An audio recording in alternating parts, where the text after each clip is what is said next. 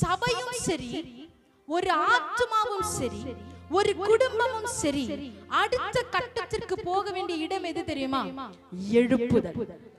இந்த எழுப்புதல் ஒரு சபைக்குள்ளே வருமானால் இந்த சேர்ஸ் எல்லாம் என்ன பண்ணாது? காலியா இருக்காரு. ஒரு எழுப்புதல் தனிப்பட்ட மனிதனுக்குள்ள வந்தா இந்த சேர்ஸ் எல்லாம் என்ன பண்ணாது? காலியா இருக்காது.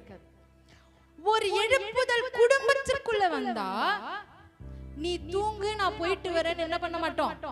பிள்ளைகளை, கணவர, மனைவிய சொல்ல மாட்டோம். நான் போறேன், நீ வா அப்படின்னு யார் சொல்ல மாட்டாங்க தெரியுமா?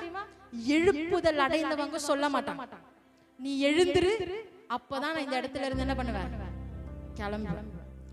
அப்போ ஒரு தனிப்பட்ட வாழ்க்கையா இருந்தாலும் சரி, ஒரு குடும்ப வாழ்க்கையா இருந்தாலும் சரி, அது சபையா இருந்தாலும் சரி, ஒரு ஊழியமா இருந்தாலும் சரி, நமக்கு தேவையானது எழுப்புதல். சொல்லுங்க, எழுப்புதல்.